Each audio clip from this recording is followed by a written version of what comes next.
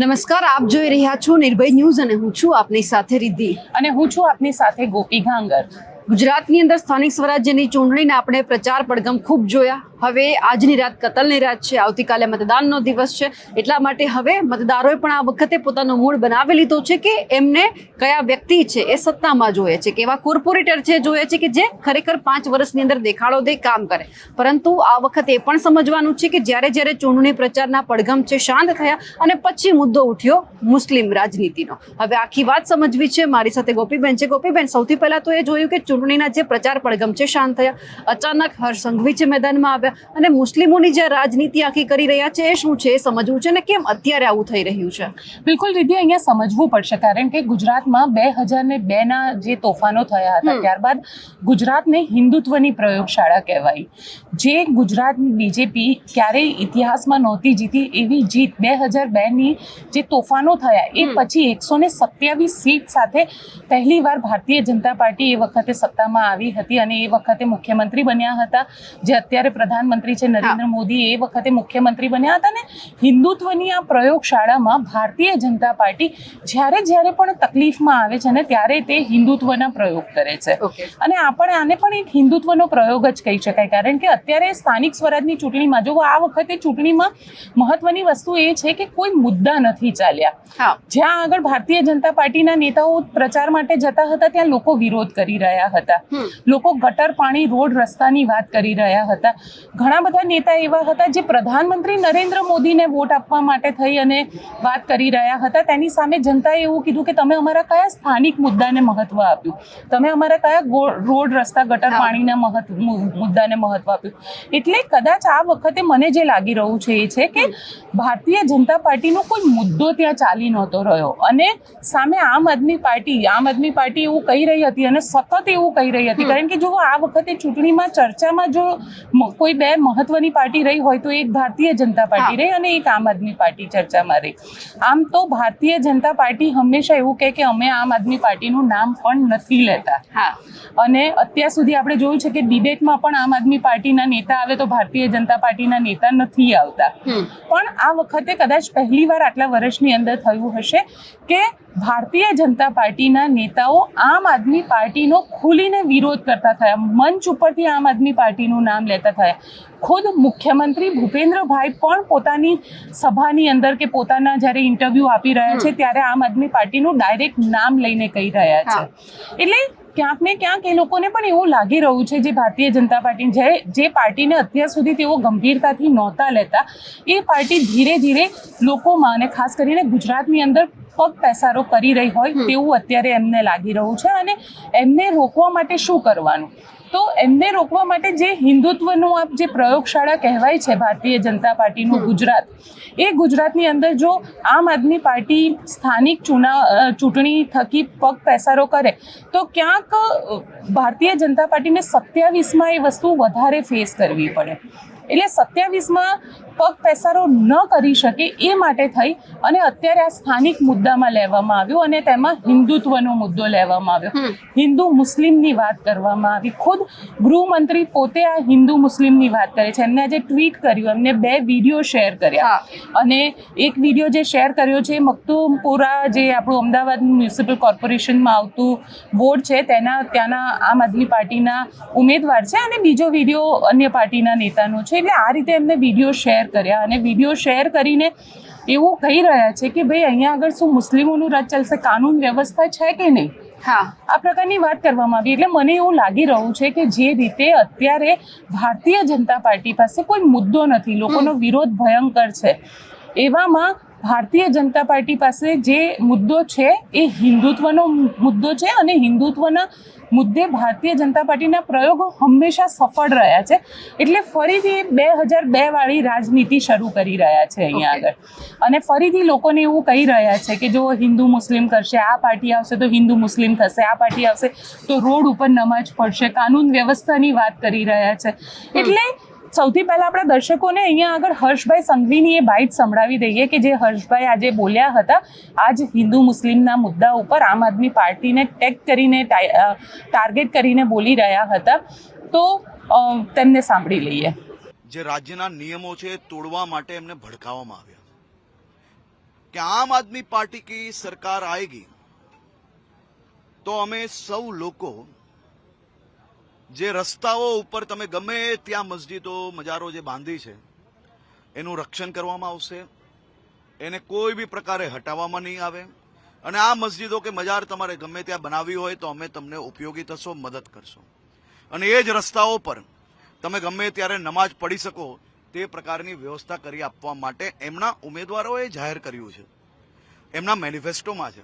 ખૂબ જ દુઃખદ વાત છે અને શરમ આવે છે કે ગુજરાતમાં ક્યારે બી આ પ્રકારની ગંદી રાજનીતિ રમવાનો કોઈ પ્રયત્ન નથી કર્યો, પણ ભારતીય જનતા પાર્ટીનો એક બી કાર્યકર્તા જ્યાર સુધી એના શરીરમાં લોહી હશે ત્યાર સુધી ગુજરાતના પ્રત્યેક નાગરિકોને સુરક્ષિત રાખવાની જવાબદારી જે ગુજરાતના નાગરિકોએ આપી છે એ અમારો બધા જ કાર્યકર્તા સંકલ્પબદ્ધ રીતે કામગીરી કરતા રહેશે.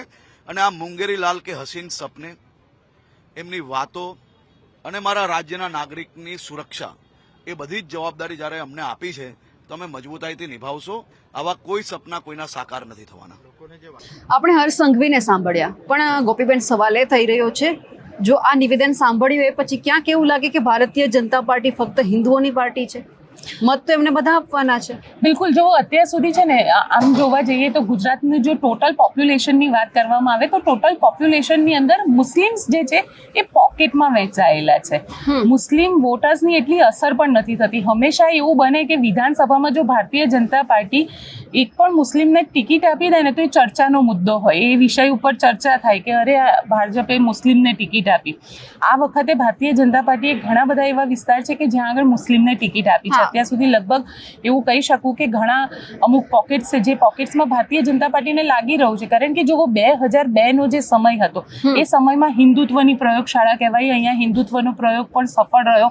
પણ પછી જ્યારે પ્રધાનમંત્રી નરેન્દ્ર મોદી 2010માં આવ્યા અને 2010-11-12ની અંદર આ પિક્ચર ક્લિયર થઈ ગયું કે હવે દેશ લેવલે જવાનું છે એમને, અને દેશ લેવલે જ્યારે જવાનું હતું ત્યારે વિકાસ પુરુષની જે છબી હતી, હવે વિકાસ પુરુષની છબી જો વાત કરવામાં આવે તો દેશની અંદર તો બધાના જ વોટ લેવાના છે. માત્ર હિન્દુના વોટ ઉપર તમે રાજનીતિ નહીં કરી શકો કે માત્ર હિન્દુની રાજનીતિ નહીં કરી શકો. ભલે એ વાત અલગ છે કે તમે માઇનોરિટી મેજોરિટીની રાજનીતિ કરી રહ્યા છો, પણ અહીંયા તમારે બધાનો સાથ જરૂરી છે. એટલે એમને સ્લોગન આપ્યું સબકા સાથ સબકા વિકાસ. સદભાવના ઉપવાસ કર્યા, અને સદભાવના ઉપવાસ જે એમને કર્યા હતા 2012નો એ સમય હતો, મને યાદ છે કે ત્યારે સ્વામિનારાયણ સંપ્રદાયના લોકો આવતા, એમને પાઘડી પહેરાવતા સ્વામિનારાયણની, પછી જૈન સમાજના લોકો આવતા, એ એમને ત્યાં આગળ જે એમના સાધુ સંતો આવે આશીર્વાદ આપતા હતા, અન્ય સમાજના લોકો આવે, એટલે દરેક સમાજની આપણે ત્યાં અલગ અલગ એક પાઘડીની સિસ્ટમ હોય છે. એક મુસ્લિમ સમાજના એક મૌલવી હતા, એ આવ્યા હતા પ્રધાનમંત્રી નરેન્દ્ર મોદી જ્યારે ગુજરાતમાં મુખ્યમંત્રી હતા, અને આ સદભાવના ઉપવાસ ચાલી રહ્યા હતા.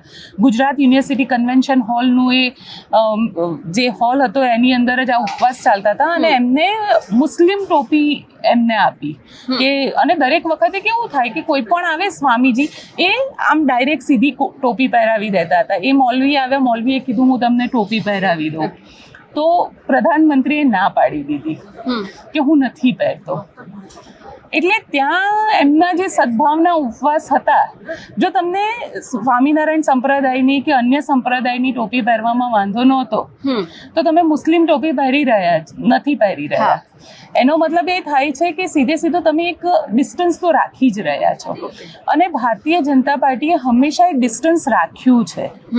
ભારતીય જનતા પાર્ટી ભલે અત્યારે જો ગુજરાતની વાત કરવામાં આવે ને તો ગુજરાતની અંદર દેશમાં ગમે તે હોય, કારણ કે યુપીની અંદર ઘણા બધા એવા મુસ્લિમ બહુલ એરિયા છે કે જ્યાં આગળ તમારે મુસ્લિમોનું સમર્થન લેવું પડે જીતવા માટે, પણ ગુજરાતની અંદર જો આમ જોવા જઈએ તો અહીંયા આગળ મુસ્લિમને તમે હાશિયામાં ધકેલી અને તમારી રાજનીતિ કરી શકો છો.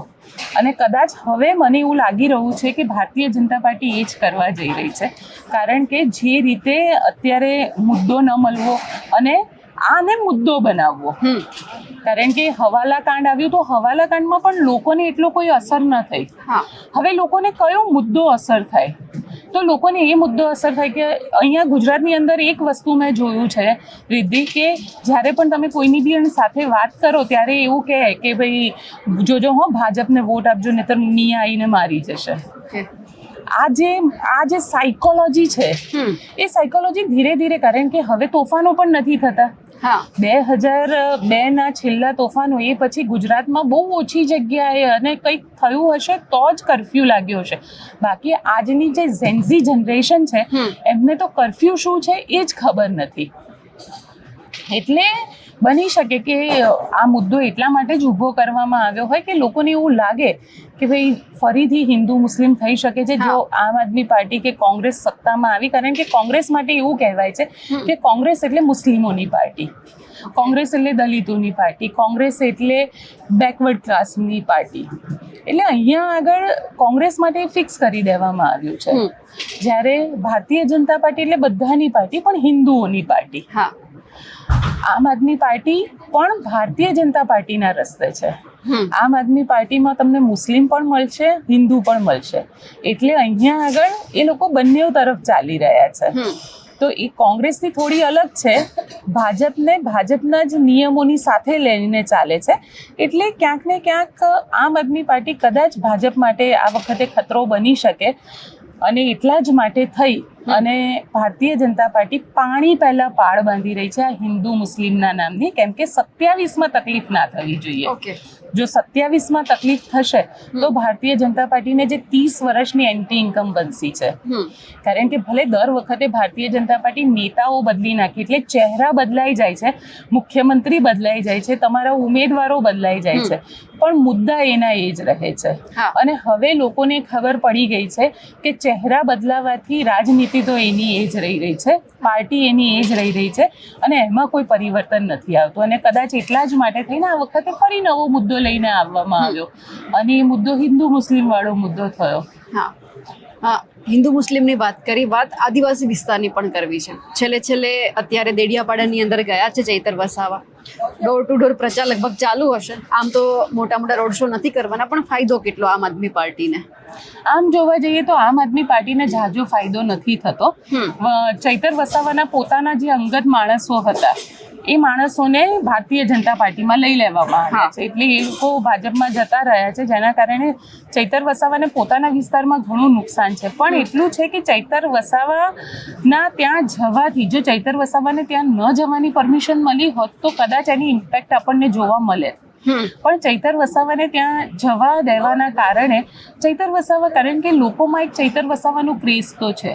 એ ચૈતર વસાવાનું ડેડિયાપાડા હોય કે પછી રાજપીપળાનો વિસ્તાર હોય, નર્મદાનો વિસ્તાર હોય કે પછી ભરૂચનો વિસ્તાર હોય, ઝઘડિયાવાળો જે આખો વિસ્તાર, આ વિસ્તારની અંદર ચૈતર વસાવાનું પોતાનો એક ક્રેઝ છે લોકોમાં.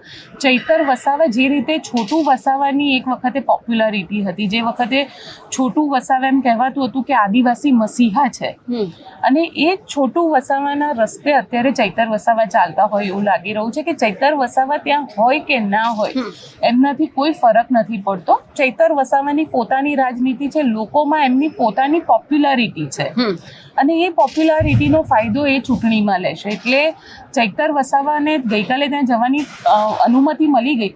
આમ જોવો તો કોઈ ફાયદો નથી. 24 કલાકમાં ચૈતર વસાવા કશું જ વધારે ન કરી શકે ત્યાં આગળ.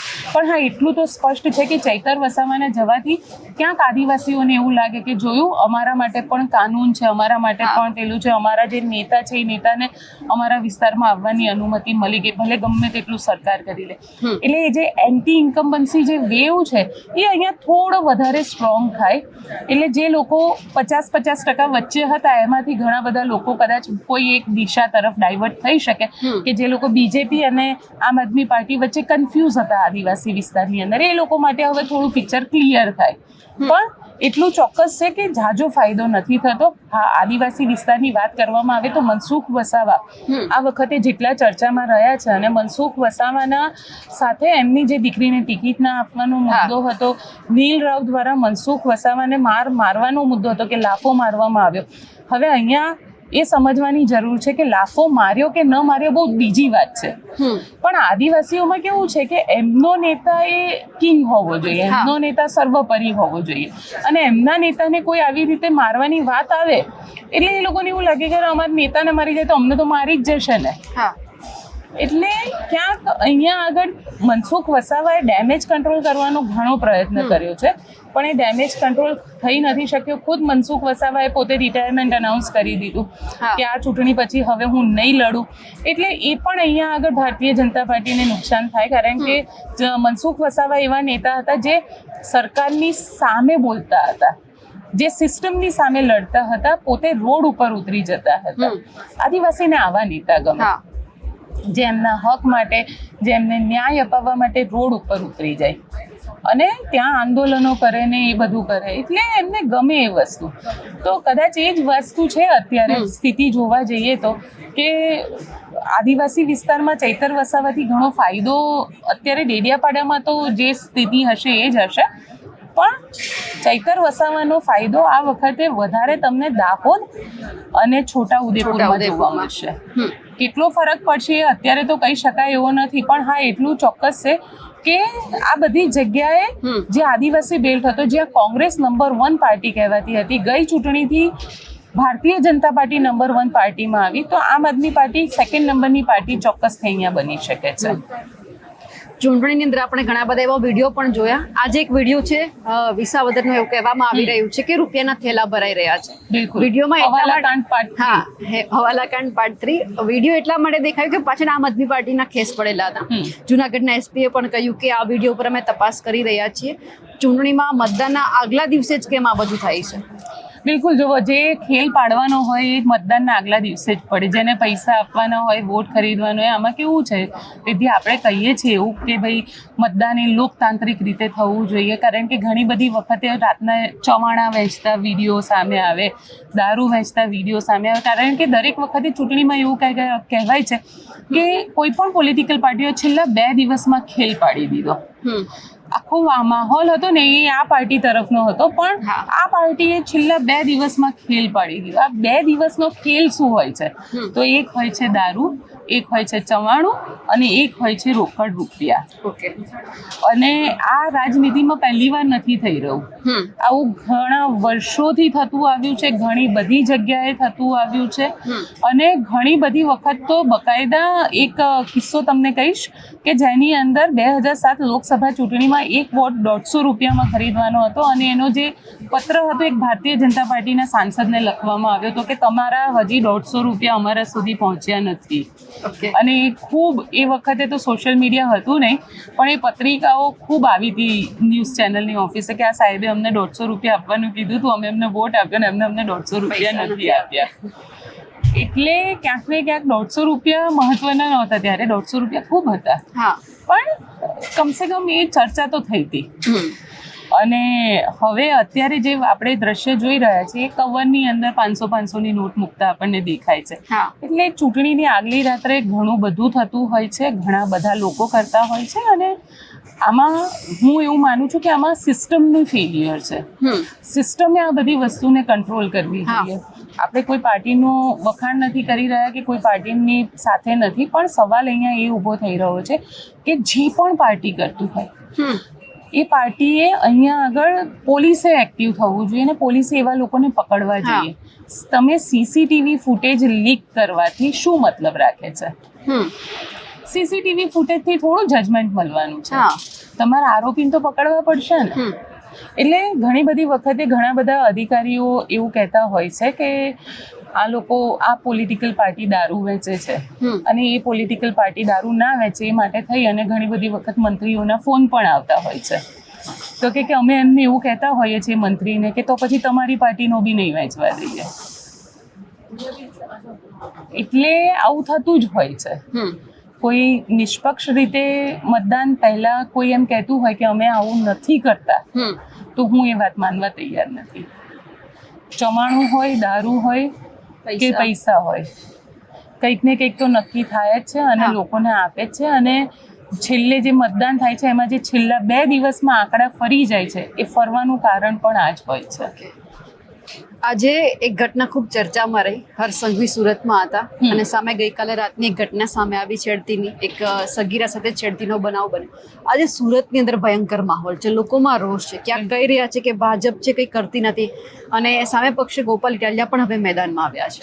બિલકુલ, ગોપાલ ઇટાલિયા મેદાનમાં આવ્યા છે કારણ કે પાટીદાર વિસ્તાર છે અને ગોપાલ ઇટાલિયાના આમ જોવા જઈએ તો આમ આદમી પાર્ટીને એવું લાગે છે કે એ વિસ્તારમાંથી એમને જીત મળી શકે એમ છે. ત્યાંની જે અત્યારે સુરત મ્યુનિસિપલ કોર્પોરેશનની ચૂંટણી છે એમાંથી એમની મેક્સિમમ સીટ આવી શકે એવી છે રીતિ.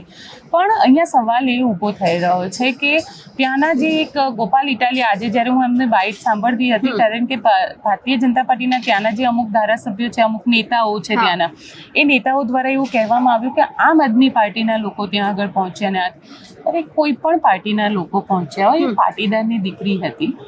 તમે કમસે કમ એ તો વિચાર કરો, તમે એને ન્યાય અપાવવાની વાત કરો. આજે સુરતની અંદર જે ઘટનાક્રમ સામે આવ્યો, જે રીતે ત્યાં આગળ આરોપીને લાવવામાં આવ્યો, આ તો ભગવાનનો પાર માનો કે ત્યાં આગળ પોલીસ એને ઘેરીને ઊભી રહી હતી. બાકી લોકોએ ટપલી દાવ શરૂ કરી દીધો હતો, એને માર મારી રહ્યા હતા અને જો વધારે માર માર્યો હોત ને એ વ્યક્તિને ત્યાં આગળ કંઈ થઈ ગયું હોત કે એ વ્યક્તિ ત્યાં મરી ગયો હોત તો કયા પોલીસ અધિકારી જવાબ આપી શકે? મને નથી ખબર કે પોલીસ અધિકારી એમને રિકન્સ્ટ્રક્શન કરવા માટે આવી રીતે કેમ લઈને આવ્યા હતા. જનરલી રિકન્સ્ટ્રક્શન ત્યારે જ કરવામાં આવે છે કે જે વખતે ઘટનાની અંદર, અરે અહીંયા છોકરી હતી, છોકરીએ પોતે કીધું કે મારી છેડતી કરવામાં આવી છે, લોકોએ બૂમાબૂમ કરી છે, કે છોકરીએ બૂમાબૂમ કરી છે, લોકો ભેગા થયા છે. ગઈકાલે રાત્રે એ વ્યક્તિને મારવામાં આવ્યો છે. 100 નંબર ઉપર ફોન કરીને ત્યાંથી લોકોને પોલીસને બોલાવવામાં આવી છે. પોલીસ આરોપીને પકડીને લઈ જાય છે. તો પછી તમારે એ ઘટનાનું રિકન્સ્ટ્રક્શન શેના માટે કરવાનું? તમે એ બતાડવા માંગી રહ્યા હતા કે પાટીદારો માટે કરવામાં આવ્યું છે કે અમે જો અમારે કેટલી બધી તમારી ચિંતા છે, કે પાટીદારોની ચિંતા સરકાર ખૂબ કરી રહી છે. ક્યાંક આ આખી ઘટનામાંથી એક પોલિટિકલ બેનિફિટ લેવાનો પ્રયત્ન અહીંયા કરવામાં આવ્યો હોય એવું મને લાગી રહ્યું છે.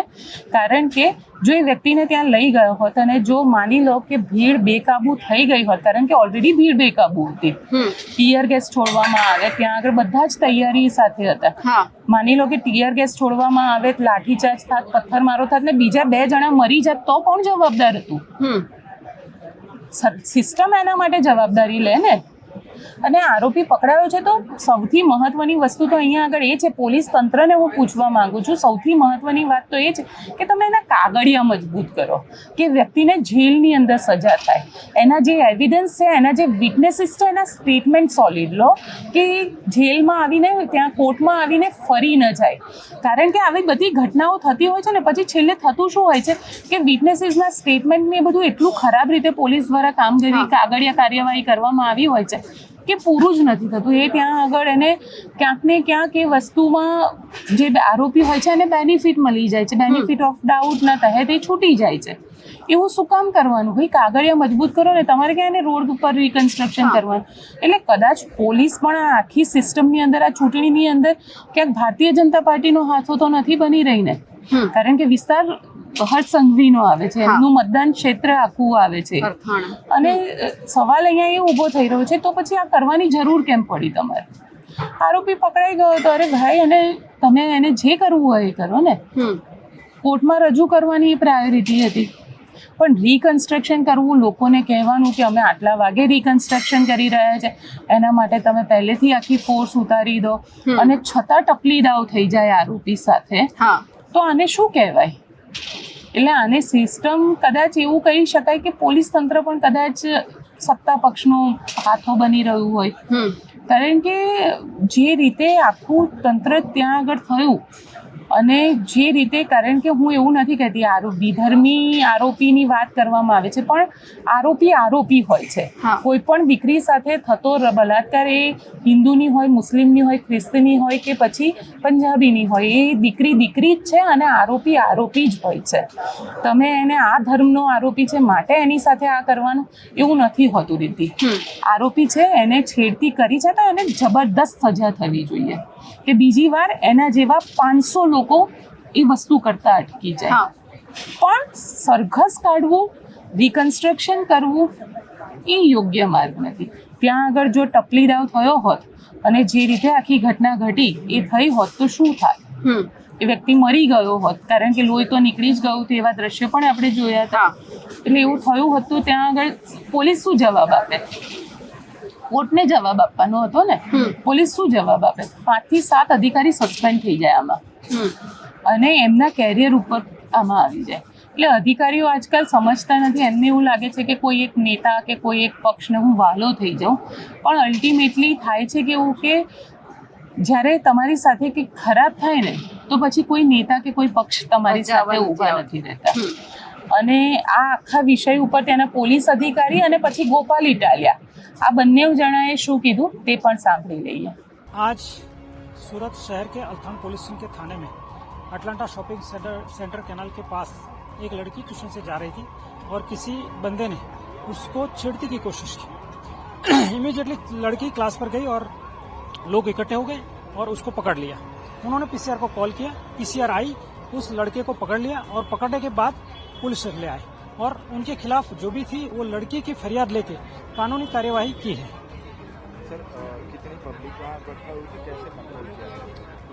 कुछ लोग आए थे, उनको जो रिलेटिव्स थे वो रजूआत करने के लिए कि सर ऐसा हादसा नहीं हो और ऐसे कुछ किसी की लड़की या कोई किसी की भी कुछ प्रॉब्लम नहीं हो, उसके लिए उनको सुना और उनको अच्छे से सेटिस्फाइड करके फिर भेज दिया। सर पुलिस को लाठीचार्ज क्यों करना पड़ा? लाठीचार्ज तो नहीं किया है, वो फोर्स जो था उनको पीछे से बोला है कि भाई आप चले जाओ, और जो फरियादी की मम्मी थी उसने स्टेटमेंट दिया, उसके बाद उनको रवाना किया है। कितने थाने की पुलिस? यहाँ 3 से 4 थानों की पुलिस थी जो लॉ एंड ऑर्डर और पब्लिक को समझाने में लगी है। लगभग कितने पुलिस कर्मचारी रहे होंगे? एसओजी 70-80 कर्मचारी रहे होंगे और दोनों ब्रांच भी थे। अभी कैसा है माहौल? एकदम माहौल शांत है। फरियाद दाखिल हो गई है और आरोपी को अरेस्ट भी अभी करने की तजवीज चल आरोपी का नाम क्या है? आरोपी का नाम है शेख मोहम्मद अजीज है, 39 उम्र है और बारडोली का रहने वाला है और खुद फैशन डिजाइनर करता है, ऐसा उसने भी बताया है। सर वो क्या नशे में था? कैसे उसने छेड़खानी की? क्या रोज वहाँ आता था? नहीं, पहली बार ही आया ऐसा उसका बोलना था और नशे में तो नहीं था, बट उसका हर तरह का टेस्ट किया जाएगा इन्वेस्टिगेशन। સુરતના અલથાણ વિસ્તારમાં ગઈકાલે ગંભીર ઘટના બની. પટેલ સમાજની એક દીકરીનું છેડતી કરી એક મુસ્લિમ મોટી ઉંમરના આધેડે એક નાની એવી દીકરીની છેડતી કરી અને આ ઘટના જોત જોતામાં વાયુ વેગે લોકોમાં ફેલાઈ ગઈ. અનેક લોકોની અંદર ગુસ્સો આવ્યો, આક્રોશ આવ્યો. લોકોને આ વાતથી નારાજગી થઈ અને સ્વયંભૂ પટેલ સમાજના આગેવાનો, એસપીજી ગ્રુપના આગેવાનો, સામાજિક સંસ્થાઓના આગેવાનો, અલગ અલગ એ વિસ્તારના બધા વડીલો, લીડર્સ અને જનતા પોતે બધા જ સ્વયંભૂ ટોળું વળીને અલથાણ પોલીસ સ્ટેશને પહોંચ્યા. સુરતનું અલથાણ પોલીસ સ્ટેશન. આ ઘટના દુર્ભાગ્યપૂર્ણ રીતે બની. એ ઘટના આપમેળે લોકોમાં ફેલાઈ ગઈ કે આવું કંઈક બન્યું છે. એ વાત ફેલાઈ જતા લોકો આપમેળે એકઠા થયા અને સ્વાભાવિક છે કે લોકોને ગુસ્સો આવે જ. કોઈ પણ દીકરીની છેડતી થાય તો જનતા ગુસ્સે થાય જ. આવી રીતે ગુસ્સામાં આવેલી જનતા પોતાની રજૂઆત લઈને પોલીસ સ્ટેશને ગઈ, અલથાણ પોલીસ સ્ટેશન. ત્યાં શું થયું? ત્યાં પોલીસે આ આખી ઘટનાને દબાવી દેવા માટે, આ આખી ઘટનાના આરોપીને છાવરી જાણે કે કાંઈ બન્યું જ નથી એવી રીતે ફીંડલું વાળી દેવાની માનસિકતા સાથે હજારોના ટોળાની ઉપર લાઠીચાર્જ કર્યો. શું કામ લાઠીચાર્જ કર્યો? કેમ કે આ આખી ઘટના ગુજરાતના ગૃહમંત્રી હર્ષ સંઘવીની વિધાનસભા વિસ્તારમાં બની છે. ગુજરાત આખા એની અંદર જઈ જઈને પોતાના રાજ્યમાં કેટલી દીકરીઓ સુરક્ષિત છે, સ્ત્રીઓ કેટલી સલામત છે, એની ફાંકા ફોજદારી કરતા ગૃહમંત્રીની વિધાનસભા મત વિસ્તારમાં જ સરેઆમ એક નિર્દોષ દીકરીની છેડતી થઈ. ઈ ઘટના આખા ગુજરાતમાં ફેલાય નહીં અને દીકરીઓની સલામતીનો ભાંડો ફૂટી જાય નહીં એટલે ગઈકાલે રાત્રે પોલીસ સ્ટેશને રજૂઆત કરવા ગયેલા સામાજિક આગેવાનો ઉપર પોલીસે બેફામ લાઠીચાર્જ કર્યો. અનેક લોકોના હાથ પગમાં ઈજાઓ થઈ, માથામાં ઈજાઓ થઈ અને આ બધા જ લોકો આમ જનતા હતા, સમાજના આગેવાનો હતા. એક પણ પાર્ટીનો એકેય માણસ નહોતો. કેમ? કેમ કે સ્વયંભૂ હતું. ઘટના પણ અચાનક બની, અચાનક ટોળું ભેગું થયું, અચાનક જ પોલીસ સ્ટેશને ગયા હતા. કોઈ અગાઉથી પ્લાનિંગ કર્યું હોય, આયોજન કર્યું હોય, તારીખ ટાઈમ નાખ્યા હોય, વોટ્સએપમાં મેસેજ કર્યા હોય, ફેસબુક પર પોસ્ટ મૂક્યો, એવું કશું નહોતું. અચાનક જ હવે મનુ પટેલ ઉધનાના ધારાસભ્ય છે, એ આજે આ આખી ઘટનાને દબાવી દેવા માટે એવું નિવેદન આપે છે કે પોલીસ સ્ટેશને ટોળું થઈને જે આવ્યા હતા એ આમ આદમી પાર્ટીના કાર્યકર્તાઓ હતા અને ભાજપ હાય હાયના નારા લગાવતા હતા, એટલે પોલીસે લાઠીચાર્જ કર્યો. તો મારી સુરત પોલીસ કમિશનર સાહેબની અને ઉધનાના ધારાસભ્ય મનુભાઈ પટેલને એક જ વિનંતી છે કે તમારા પોલીસ સ્ટેશનમાં તો સીસીટીવી લાગેલા છે, એ સીસીટીવી માંથી પોલીસ સ્ટેશનની અંદર ભાજપ હાય હાય કરતા લોકોના ફોટા ગોતો અને એ ફોટા ગુજરાતને બતાવો કે કયો આમ આદમી પાર્ટીનો કાર્યકર્તા પોલીસ સ્ટેશન હતો.